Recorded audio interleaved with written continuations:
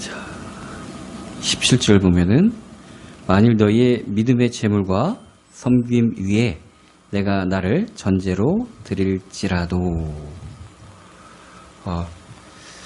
믿음의 재물. 자, 재물이라는 것은 제사 드리기 전에 구약시대 예배에 주체가 되는 게 재물이었어요. 그죠? 뭐 번제, 화목제, 뭐 그런 대부분이 뭐 때문에 그런 이름들이 붙었는가 하면은 재물 때문에 붙은 거예요. 그만큼 예배의 중심이 재물이었다는 얘기입니다. 자, 이 재물은 오늘날 헌금일까요? 아니에요. 뭐 사람들 자꾸 뭐 헌금이 무슨 뭐 속전, 아유 천만의 말씀이세요. 그런 거 아니에요. 예수 그리스도께서 단번에 자기 자신을 제물로 드림으로써 우리는 제물이 아니에요. 감사의 예물이에요. 자, 그렇다면은 믿음의 제물은 무슨 말일까요? 믿음의 제물은 나를, 내 삶을 하나님께 드리는 겁니다. 내 삶이 하나님께 드리는 예배가 되게 되는 겁니다. 자, 두 번째 믿음의 제물과 섬김 위에라고 얘기를 하고 있는데, 이 섬김이라는 단어, 이 단어가 개역성경에서는 봉사라고 표현을 했는데 여기서 섬김이라고 바꿨어요. 비슷한 의미죠. 봉사, 섬김 다 비슷한 의미입니다. 이 원래 단어가 레이투기아라는 단어인데 이 말을 섬김이나 봉사라는 뜻이에요. 종이 주인에게 하는 거예요. 근데 사람한테 하면은 봉사와 섬김이 되지만 하나님 앞에 하면은 뭐죠 이게? 이 대상이 사람이 아니에요. 분명히 우리가 알아야 될 게 사람한테 하면 봉사일 확률이 더 높아요. 그런데 하나님 앞에 하는 것은 예배입니다. 하나님 앞에 드리는 건 예배예요. 예배는 쳐다보고, 예배는 앞에 단상에 선 사람이 잘하나, 예배위원들이 잘하나, 그거 보는 게 예배가 아니에요. 하나님 앞에 나를 드리는 게 예배예요. 그리고 그 뒤에, 이 뒤에 하는 말은 사도 바울이 자신의 각오를 한 얘기인데, 믿는 자라면은 우리도 그래야 됩니다. 이게 뭐냐면은 나를 그 전에 나를 전제로 드릴지라도, 개역성경에서는 이 전제라는 말을 관제라는 단어를 썼습니다. 전제라는 말은 프레, 좀 전에 하는, 미리 하는 그런 의미가 있는데, 관제라는 얘기는 이것부터 꼭 해야 되는 그런 의미가 있습니다. 이것은 이제 기독교, 뭐 유대교뿐만이 아니라 그 당시에 제사 지내는 거는 다 예배 드리는 거예요. 그 귀신한테 예배 드리는 건지 하나님 앞에 드리는 건지, 그렇지만 다 본 뜻은 누구를 섬기는가, 예배하는 거예요. 그 예배의 중심은 아까도 얘기했듯이 제물을 드리는 거였습니다. 그것 전에 하는 행사가, 그러니까 예배 모든 준비를, 제사의 모든 준비를 끝낸 다음에 마지막으로 해야 되는 것이라고 표현할 수도 있고, 마지막으로 꼭 해야 되는 것이라고 표현할 때는 관제라는 말을 쓰고, 정말 중요한 제사를 하나님 앞에 드리기 전에 하는 것일 때 전제라는 표현을 쓰기도 하는데, 그 제물을 드릴 단 위에 또는 단 밑에 포도주를 먼저 붓는 것을 전제라고 합니다. 전제는 반드시 액체예요. 붓는다는 의미가 있는 겁니다. 이것은 한번 흘러가면 다시 주워 담을 수 없는 것을 의미하기도 합니다. 그래서 사도 바울이 너희가 드리는 예배에 내가 전제가 되어 부어질지라도, 즉 내 생명이 다함이 있을지라도 나는 그것으로 인해서 너희가 올바르게 하나님께 예배할 수 있다면 기뻐할 것이다 라고 예배하는 것입니다. 가장 중요한 것이 우리의 영적 상태입니다. 아무리 뭐를 갖다 놔도 내가 안 바뀌면 안 바뀌는 거예요. 어떤 사람들 보면은 다 실패한 이유들이 자기한테 이유를 찾는 사람들은 성공한 사람들이에요, 보통. 근데 대부분 뭐라고 그러냐면은 누구 때문에. 내가 그때는 누구 때문에 뭐해서 실패하고. 근데 계속 다니면서 똑같은 일이 벌어진다.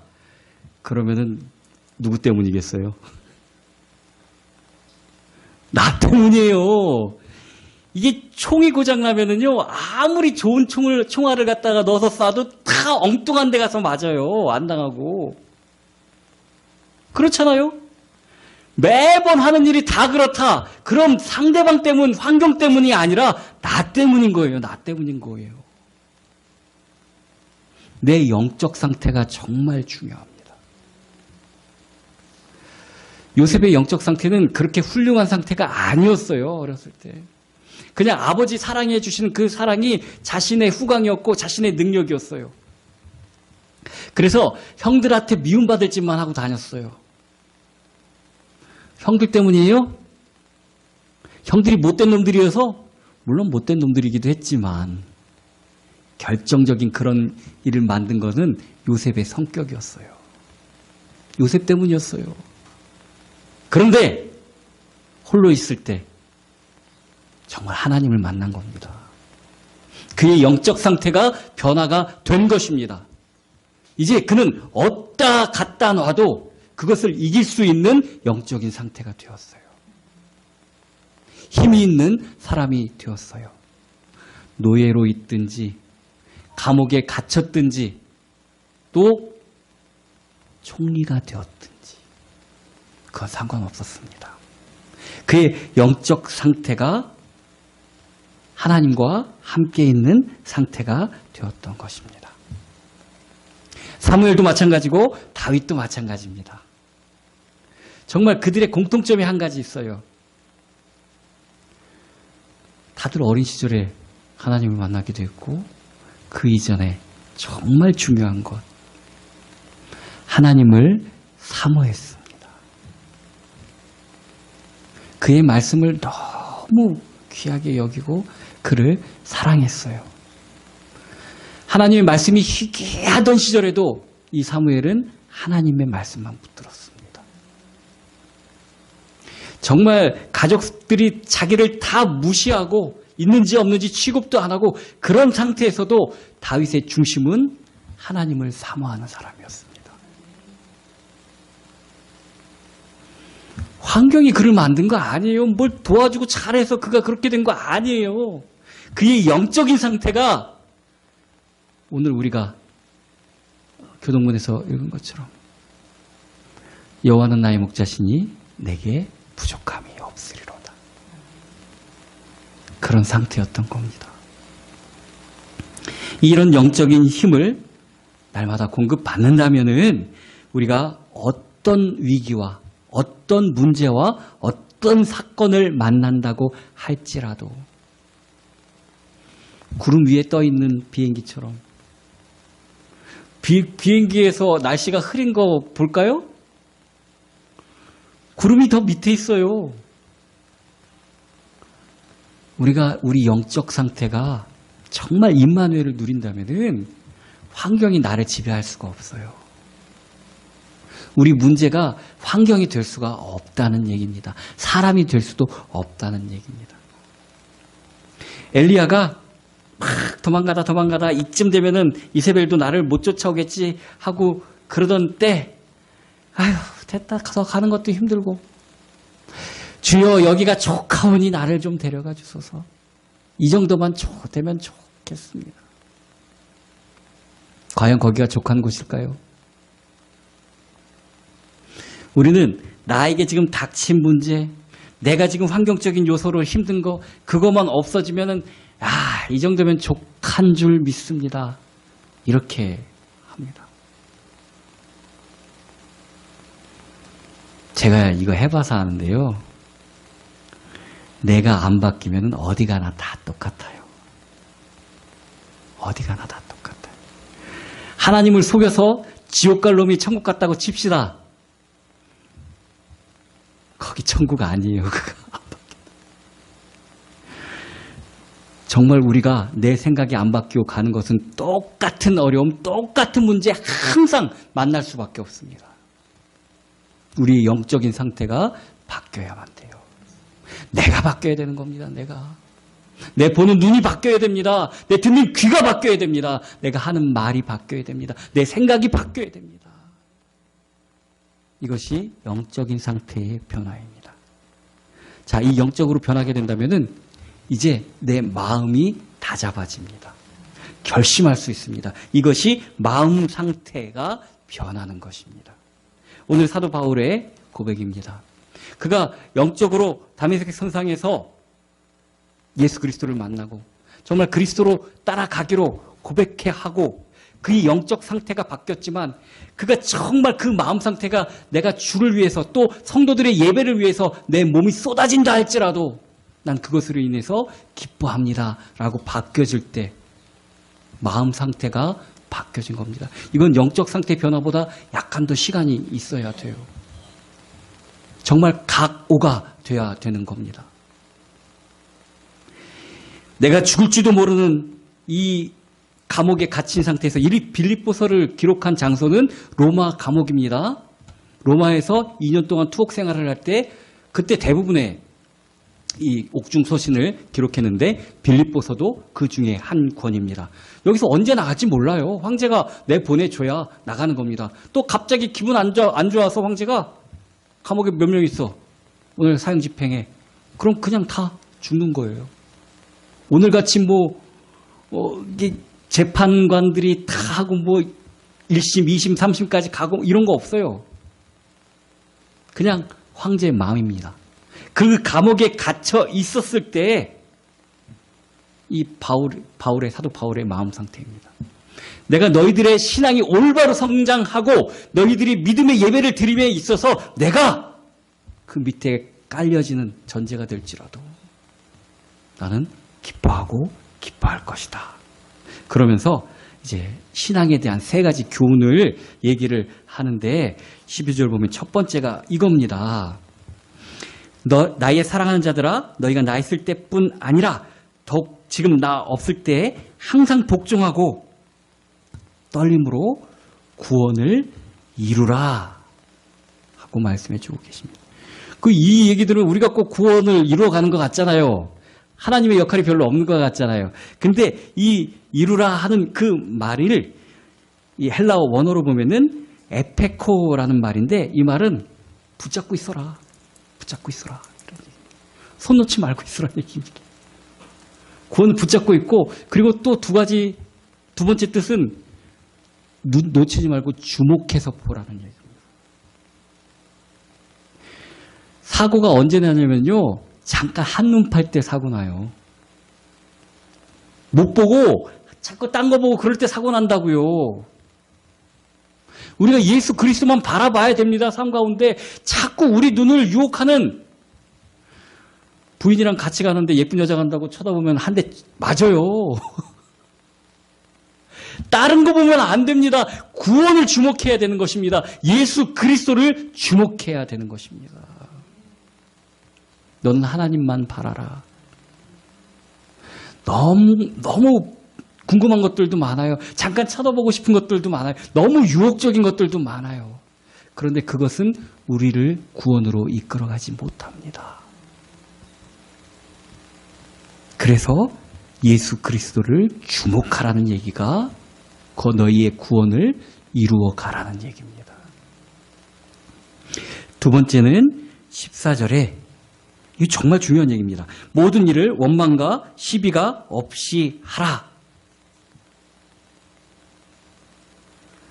자, 원망과 시비가 없게 하라. 그러면 서로 다투지 말고 그러지 말라. 이렇게 오해하기가 쉬운데 원어에서 보면은 원망은 공기스몬이라는 이 헬라어를 사용했는데 불평을 품고 수근수근하다 하는 그런 의미가 있습니다. 이것이 이 구약의 히브리어를 번역할 때 이 공기수문이라는 단어를 어디에서 사용된 단어로 번역했냐면은 광야에서 이스라엘 백성들이 하나님께 대하여 원망할 때 이 단어를 썼었던 거예요.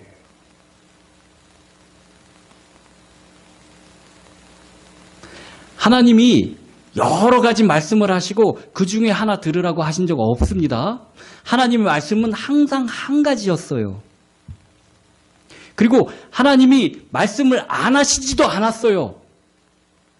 그런데 왜 불평을 갖고 수근수근거린가? 그 뒤에 이 시비가 없이 하라, 시비라는 말, 이 말은 디알로기스몬이라는 말인데 이 말의 뜻은 의심하다, 논쟁하다 하는 뜻이 있습니다. 하나님의 말씀이 아니라 다른 말을 갖고 들어와서 거기에 혹하기 때문에 수근수근거리고 분쟁이 생기는 겁니다. 이 빌립보 교회에 대해서 감옥에서 사도 바울이 쓴 이유도 그겁니다. 예수 그리스도의 복음은 너무나도 분명하고 확실하고 단순한데 어디서 다른 사람들이 와갖고 다른 말을 듣고 그걸로 수근수근거리고 불평하고 이건 이렇지 않아? 이게 더 맞는 거 아니야? 아닙니다. 하나님 말씀이 맞습니다. 하나님 말씀은 견줄 것이 없습니다. 왜 자꾸 사람의 말에 흔들리고 이게 더 좋은 것 같지? 이 말이 더 맞는 것 같은데 나는 이게 더 좋아. 내 취향은 이 교회보다는 저 교회. 이게 말도 안 된다는 소리라는 겁니다. 천국도 하나고 복음도 하나입니다. 우리가 수근거리고 다른 것에 비교하고 흔들릴 것이 없습니다. 내 생각이 자꾸 거기 끼어들어서 내 취향이 거기 끼어들어서 문제가 생긴다는 얘기입니다. 그래서 모든 일에 이거는 교회 안에서의 일만이 아닙니다. 모든 일에 하나님의 말씀만 붙잡으라는 얘기입니다. 다른 거에 흔들리지 말라는 얘기입니다. 말씀에 반대되는 것으로 내 마음이 흔들린다. 하나님이 기뻐하시지 않는 겁니다. 오직 하나님 말씀에 흔들림 없이 서라는 얘기입니다. 그래서 마지막에 이건 사도 바울에게만 해당되는 얘기가 아니라 내 삶이 다시 되돌릴 수 없이 쏟아진다 할지라도 하나님이 기뻐 받으시는 예배로 나를 드리라는 얘기입니다. 그게 전제입니다. 전제는 되돌릴 수 없어요. 쏟는 겁니다. 후회할 수 없어요. 이것도 모르고 멍청하게 광야를 나왔으면서 이미 쏟아졌으면서 다시 우리 지도자를 세워서 애굽으로 돌아가야겠다. 안 되는 겁니다. 그거. 쏟아진 전제예요. 더 하나님을 기쁘시게 하고 더 정말 하나님께 충성된 자로 살아야지 우째 쏟아지기 이전으로 나 돌아갈래 그러고 있습니까? 지만 힘들어요. 되지도 않고 자기만 힘드는 겁니다. 우리가 하나님 앞에 온전히 사용되어져야 하는 것입니다. 영적인 상태가 바로잡아졌을 때 우리의 마음 상태가 정말 하나님께 바로 세워지고 마음 상태가 바로 세워지면 어떻게 되어지는가 하면은 우리 삶의 상태가 변화되게 됩니다. 그 어떤 마음이냐에 따라서 어떤 마음가짐으로 사냐에 따라서 그 삶이 달라지는 겁니다.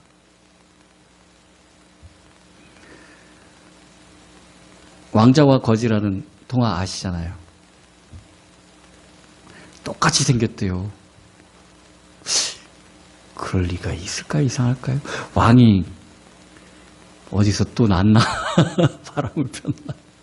아니면은 옛날에는 쌍둥이를 굉장히 불길한 징조로 봤답니다. 그래서 삼총사에서 보면은 철가면 쓰는 얘기가 나오죠. 그게 프랑스 왕이 쌍둥이를 낳는데 둘이 있으면은 국정에 혼란이 오니까 하나를 가뒀다는 그런 얘기도 있어요. 뭔지는 몰라요. 어쨌든 이 왕자와 거지는 소설입니다. 소설. 실제 있었던 얘기는 아닙니다. 왕자가 어느 날 나가보니까 또 자기랑 똑같이 생긴 사람, 아이를 발견을 했어요. 그 옛날에 못 살고 막 그런 데서 살던 아이. 그래서 자기는 엄격하게 왕에서 궁정의 법도와 정치하는 그런 거 배우면서 공부하면서 하는 게 힘들어서 야, 우리 좀 바꿔보자. 바꿔 살아보자.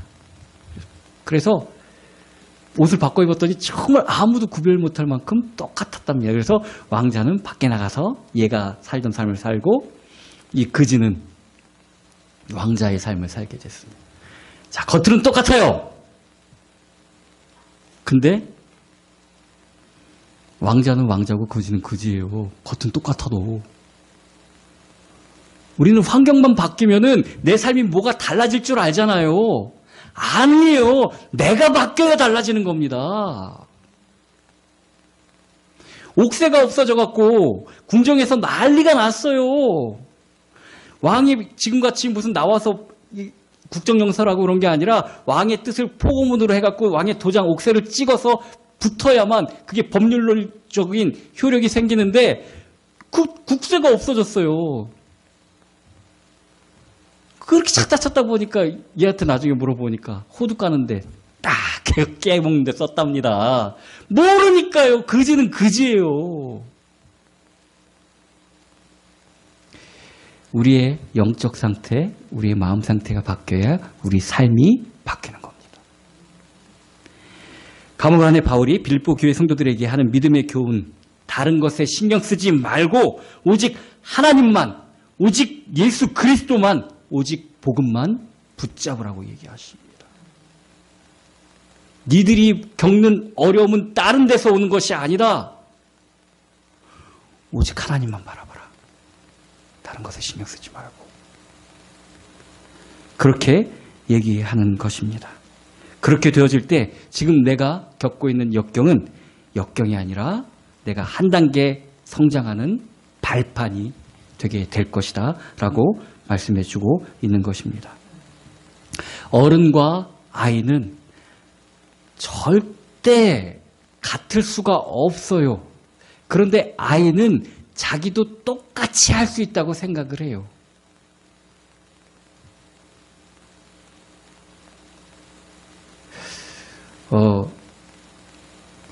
방이 하나밖에 없어서 우리 5 식구가 교회를 이제 지하 교회에서 내 아버지가 처음 개척하시고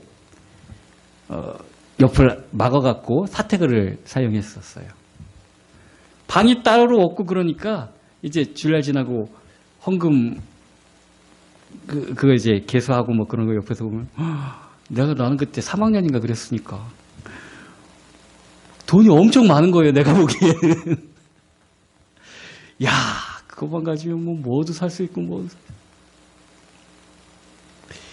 근데 생각해 보면은 그럴 리가 있겠습니까? 부모님 입장에서는 정말 하루하루 살아가기도 빠듯한 거였어요. 지금 생각해 보면은 우리 철이 없어가지고 쌀 떨어졌다고 뭐 그러면은 와 금식한다 그러면 금식 좋겠다 막 그러면서 그랬던 기억이 나요. 아이들과 어른은 스케일이 다르잖아요. 그죠? 근데 우리는 하나님보다 내 생각이 맞다고 생각하는 문제 속에서 살고 있다는 얘기예요. 몇 번을 말씀드립니다. 하나님이 맞습니다. 내 생각을 쳐서 복종시켜야 됩니다. 하나님을 끌어내려서 내 생각에 맞추려고 하면 안 됩니다. 그래서 이제 다가오는 2024년 우리 교회의 표어는 우리의 믿음이 성장되기를 하는 성장에, 다른 거 성장 아닙니다. 몸무게 늘어나면 재앙이에요. 우리가 정말 성장해야 될 것은 믿음입니다. 우리 믿음이 성장되기를 한 해의 표로 놓고 우리 기도하고는 삶을 살아야겠습니다. 하나님의 흠 없는 자녀로 살아라. 15절이죠. 어그러지고 거스르는 세대 가운데서 하나님의 흠 없는 자녀로 세상에서 그들 가운데 빛으로 나타내며. 이 말씀 들으면 헷갈리기가 쉬워요. 마치 행위에 방점이 있는 것 같이 보여집니다. 아, 내가 정말 하나님의 자녀로서 올바르게 착하게 잘 살아야지. 우린 그럴 능력 없어요. 우린 그럴 능력이 없어요. 이 말씀은 그런 얘기가 아닙니다. 구원을 이루어 가라라는 말처럼 우리가 뭐 두렵고 떨림으로 뭐 또 정말 세대 가운데서 흠없는 자녀로 살아야지 그렇게 하라는 얘기가 아닙니다. 제 말이 아니라 바로 성경에 그렇게 나와 있어요. 13절 보십시오. 너희 안에서 행하시는 이는 하나님이시니 자기의 기쁘신 뜻을 위하여 너희에게 소원을 두고 행하게 하시나니. 우리 속에 사는 이가 하나님이시랍니다.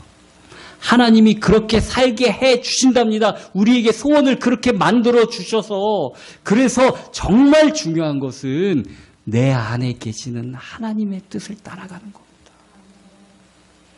내가 착하게 살고 내가 선하게 살고가 아닙니다. 내 안에 하나님을 따라가는 겁니다. 하나님이 우리에게 소망을 주셨어요. 이전에 내 소망은 멋진 남자 만나서 행복하게 잘, 지가 뭔지 뭐가 행복하고 그런지도 모르면서 그런 줄 알았어요.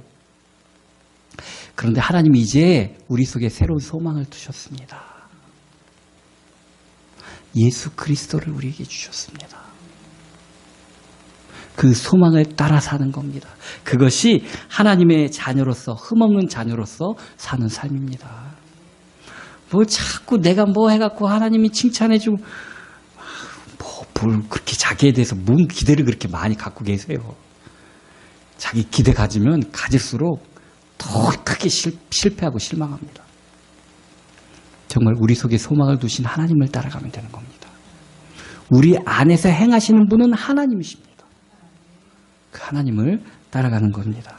믿음은 오늘 말씀드렸듯이 이제 2024년 우리 교회 표어가 믿음의 성장인데, 믿음은 뭐냐면요, 내가 안 나타나고 하나님이 나타나는 게 믿음이에요. 하나님만 나타나는 게 믿음이에요. 우리 가끔 이제 뭐 하고 있으면 내가 갖고 있는 거 자랑하고 싶잖아요. 그때 내 거 뭐 자랑하는 게 아니라 하나님만 자랑하고 싶어지는 게 믿음이에요.